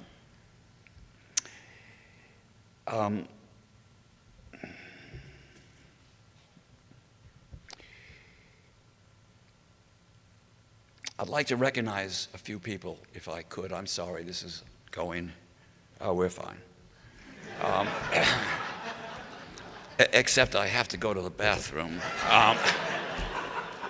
So I might have to cut this short. You know, it's 76, right, Tony? David, it happens. It happens. I would like to recognize Chris Combs. Chris recently died of brain cancer not long ago. He was the class, Kevin, of 84 with Kevin and Ricky Wyman and so on and so forth.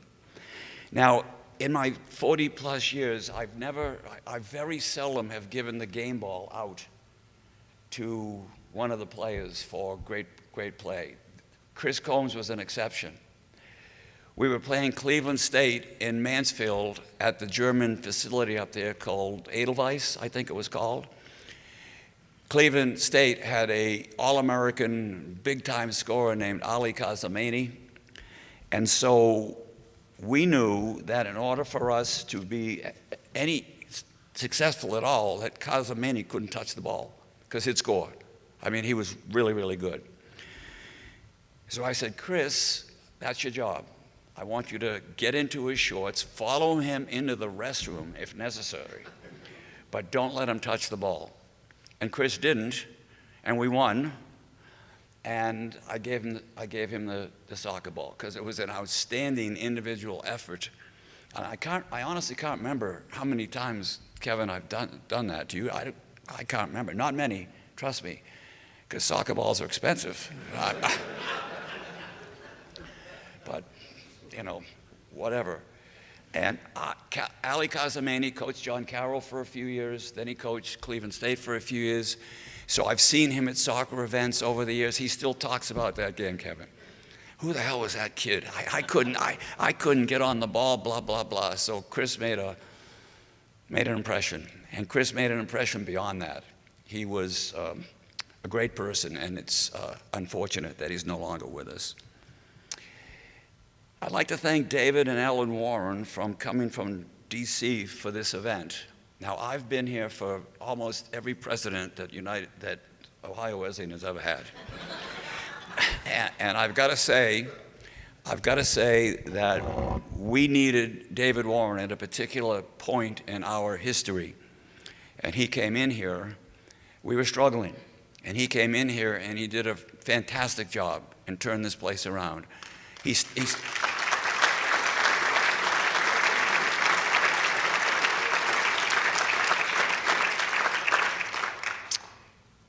started by sleeping, Brian, with the students, right?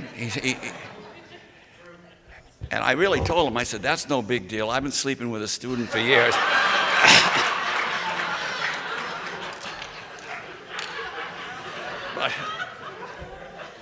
But that's truth. What's that? He just slept with more of them than I did. But we needed him at that juncture, and he did a fantastic job, and he turned this place around, and we've been moving forward ever since. I'd like to thank Brenda Shaw. Is Brenda here? Where is she? Thank you. Brenda?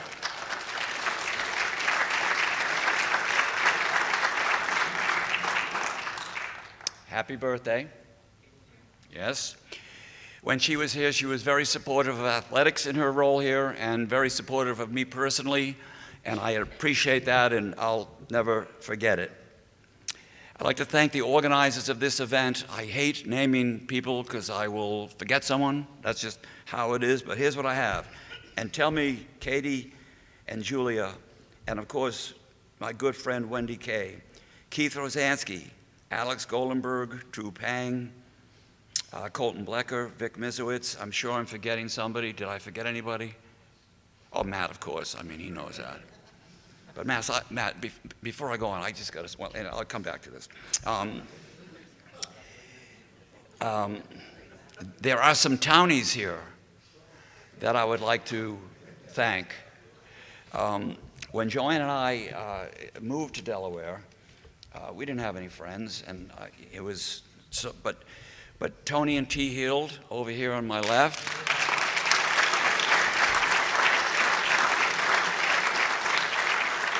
And Doug and Kathy Warnock over here. They took us in and made our transition very, very seamless and very, very, very, very comfortable. In fact, Doug's son, Matt, played 4 years for us in the back at Ohio Wesleyan. Good defender. His other son, Andrew, he played 1 year for us, right? But if you know Andrew, he's into the body, his body. So he was mad at us because we didn't have cut-off sleeves in the soccer uniform. So he switched to basketball, and he did fairly well. There's absolutely no problem. I'd like to thank Roger and Joe Ingalls. Is Roger here? I know, I saw him someplace. Thank you.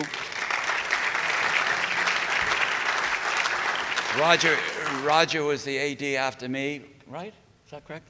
And we always didn't see eye to eye, but what I respected about him, he did an absolutely tremendous job adding athletic facilities to our athletic plant over the years, big time. Some of the things you see now wouldn't be here without Roger. So I thank him for that, and Ohio Wesleyan thanks him for that.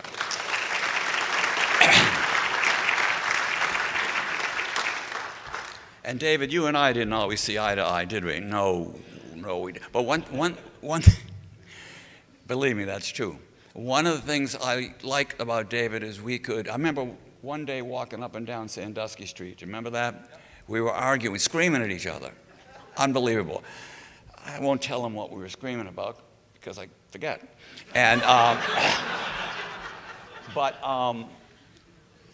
in the end, I could always go out and have a beer with David as long as he bought the beer.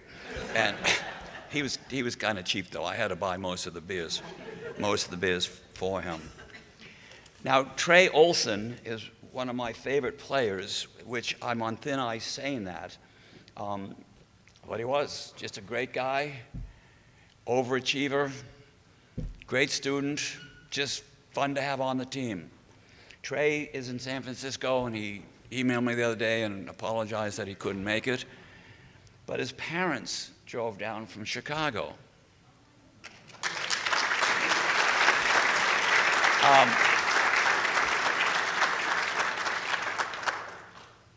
We just can't get rid of them. They keep showing up. When did Trey graduate? 6 years ago. And every time we're up in Chicago playing, there they are. I'm like, what the hell? Don't you have a life? I mean, you had nothing to do this weekend? Oh, that's how it is. I'd like to thank my friend, damn it, Aunt. I'd like to thank my friend Paul McGinley, who flew up from San Antonio to be here this weekend. Those of you on the 211 team, remember how helpful he was with us. Colton, those of you who don't know, when we arrived in San Antonio for the Final Four, we went to Panera for lunch, and 2 of our vans were broken into and vandalized. Everything, we lost everything. And half the team, more than half the team, lost their clothes, their computers, everything. And so I knew we were in trouble, and I said, we initially were going to go back to the hotel, but I said, no, we got to go train right now, because I don't want these guys thinking about what just happened. We got to go train. So I called Paul, Trinity University of Texas. I said, Paul, here's our problem. We went down there, right, Drew? Drew's helping me coach with Trinity of Texas t-shirts on and so forth. We had one of the best practices we had all year at that place. It was unbelievable, and he was so helpful. But he told me last night that he's 120 games away from breaking my record. And he told me that he's a competitor and he's going to work as hard as he can to break the record. So, Paul, I just want to remind you, I still have contacts in the South Boston Irish Mafia.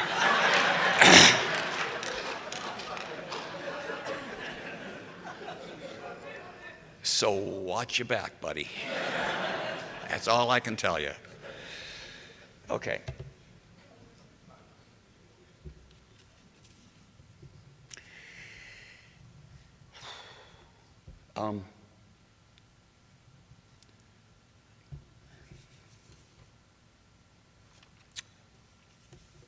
Since November, I've tried to think about my legacy and the program and what this program means and has meant and what it means to me and the players and so on. It's been a while of soul searching, to be very honest. I've always said, and I think you will agree, that one of the best things about Ohio Wesleyan is the alums. They're unbelievable. I've said that since I've been here. And if you don't believe me, show up in a couple of weeks when we have alumni weekend and just walk through campus. Lifelong friendships are made at Ohio Wesleyan. Lifelong.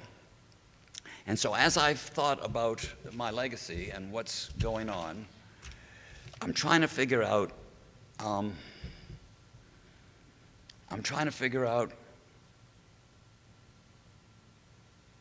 what the legacy is. But after the weekend in October, where, as you recall, over 100, maybe more, former players showed up for that final game against Worcester, and this weekend, I think the legacy of this program is about friendship. The wins, the championships, all that stuff are great. But that's not what this program is about. The program is about friendships. True friendships means that it's a lifelong commitment. You don't have to live close to your friends. In fact, most of you don't live close to each other at all.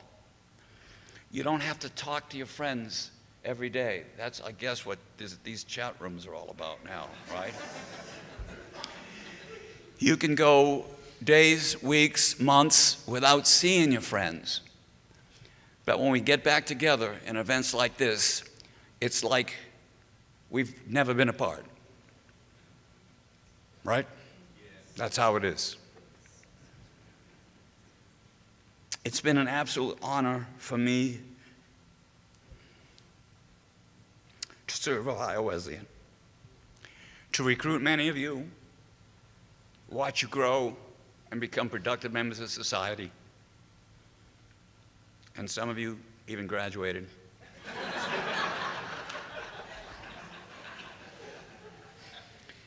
I still remember driving into the parking lot at Roy Reich with my Volkswagen camper. Right, Tom? Big red hair, big beard. A lot has changed since then. I can't grow a beard anymore. That's the number one thing.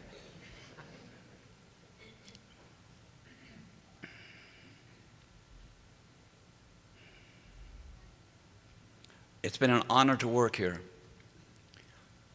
And in fact, I don't even think I worked here. I look forward to coming to this campus every single day. Now, maybe there were a couple of days as AD that weren't great. But by and large, every day coming up here, I look forward to it. And Joanne will attest to that. I love getting up here. I love teaching. I love my colleagues. I love you. And I want to say that you are friends of Joanne and I forever. That's how it is. I look forward to continuing teaching and watching a great soccer program. So, when something ends, all good things must end. There's a new beginning. And so, this is my ending for Ohio Wesleyan soccer. But there's a new beginning. And it's Matt's new beginning. And he's going to do a hell of a job. And he's going to need the support of everybody in this room, guys, and the hard work to make this successful. He's going to do great. And I'm going to look forward to watching him take this team to the next level. Thank you.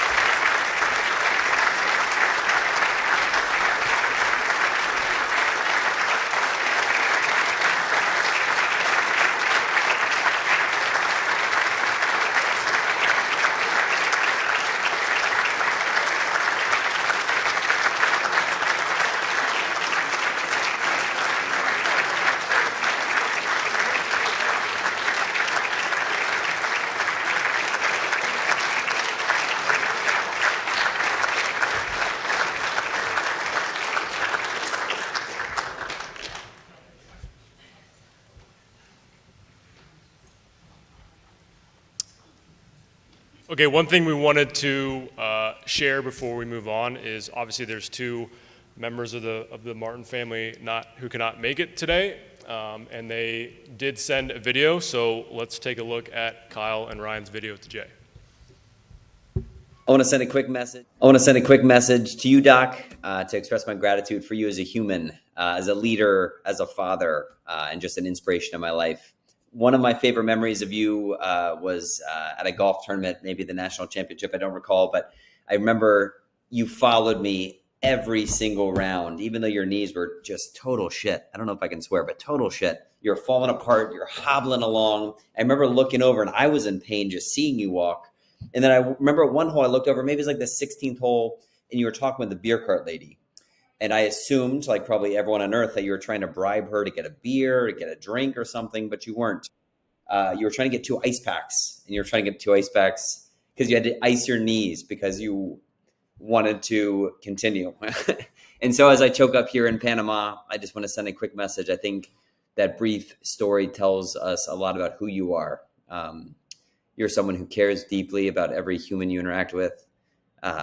You're a fierce warrior, and you're just an inspiration for all of us. And so much love and appreciation, Doc. I appreciate you as a father, as a coach, as a leader, as a mentor, and thank you. I want to send a quick message. Thank you for everything. Obviously, would love to have been there with you. Doc, thank you for everything. Obviously, would love to have been there with you and everyone else. But we have a game down in Tampa, and trying to accumulate as many wins as I can get now. And I think if you combined mine, Brandon's, and all of Jamie Cairo's indoor soccer wins, we could probably get somewhere close. But wish I could be there. Enjoy it, and congrats on an incredible coaching career. Your dedication to the game, the players, the university is really inspiring to me. You've influenced so many lives, including myself, and that's something I'll always be grateful for. Your passion for coaching is what led me into this career here that I am now. And I've always admired the way you've shaped young athletes on and off the field, and you've really built a legacy that will last generation after generation, and it's something to be incredibly proud of. And I know I'm proud of being a part of it, a very small part, but very, very proud of that. As you enter this next chapter, I'm excited to see what's ahead. We do obviously have a couple ideas. One is, babysitting your next grandchild, and Zoe and my first kid, which I guess will take you down here in May, or even being a volunteer coach for the Loudoun Uniteds. Would love to have you there. But I'm sure your new player will be just as lucky as all of your former players as well. I just also want to have a huge shout out to Mom, not only for putting up with you for all these years, but also being responsible for some of those wins. We all know she was a big part of your success and the program's success. So big shout out to her, and much enjoyed celebration for her as well. Enjoy your well-earned retirement, Doc. You've earned it in every which way. Love, Ryan, and thank you, Doc. Okay, so what we'll do now is obviously to make this event happen. It took a lot of great work from a lot of great people who care about our program. So what we would like to do is call up our committee for this event, and also for Jay to come back up, sorry Jay, to give you some gifts.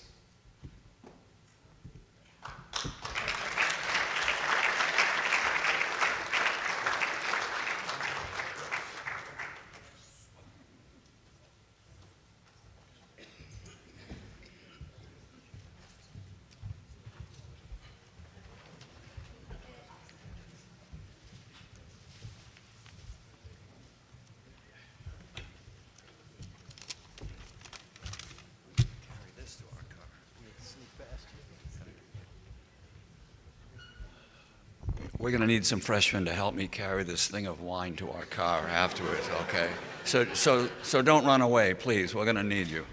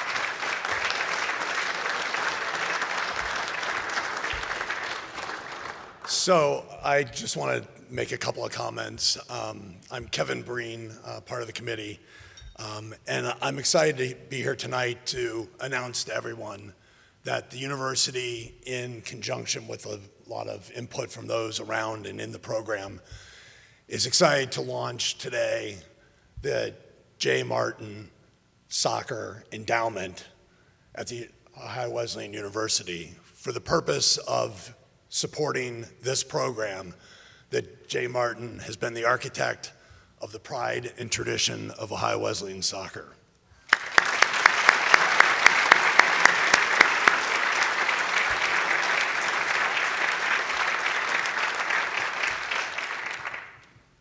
I just want to say that as we've heard tonight, I mean, this is obviously an amazing event.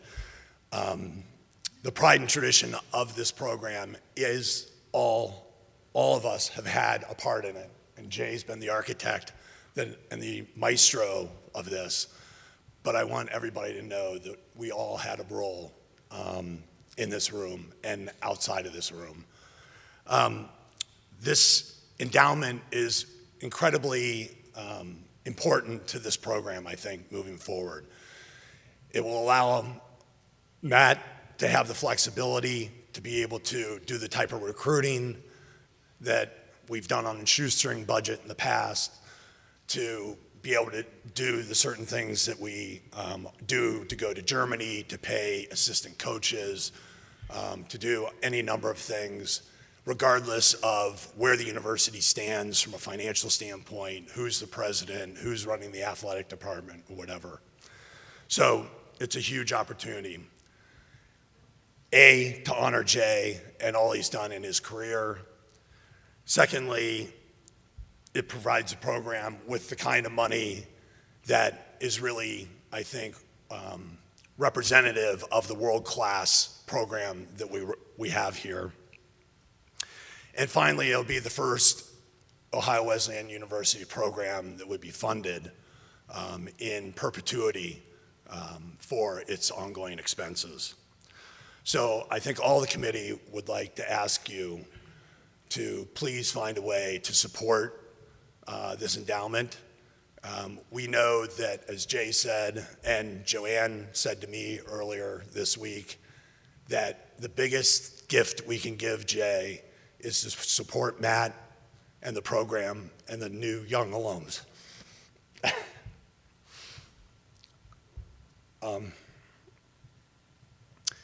In organizations that have transitions like this, the support has to be not only emotional and in presence, but also financially. And so I ask for all of you to please think about making a gift in Jay's name, in his honor. This was nothing that Jay wanted us to do, but I think it's an appropriate thing for the university to recognize him long-term and this program.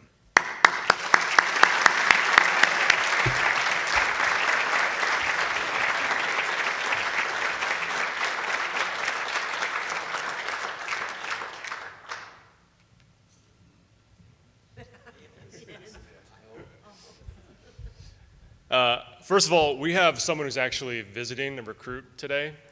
Vittorio, if you want to raise your hand back there. Dude, if you don't commit after this, then I don't know.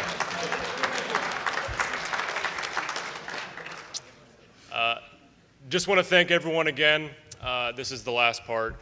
And want to just talk about overall, I've had such great support from alums here today and just kind of the past few months during this transition.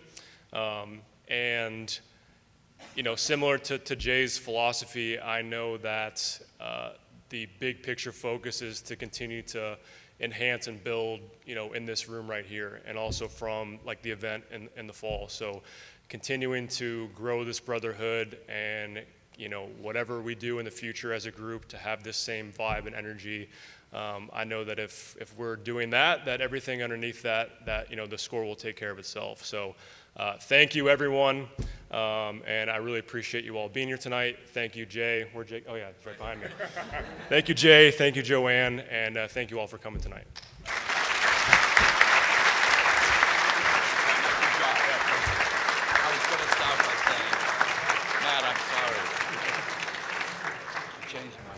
We were talking about Paul. I was like, he's going to come back. Yeah. Thanks, sir. Really appreciate it. Yeah.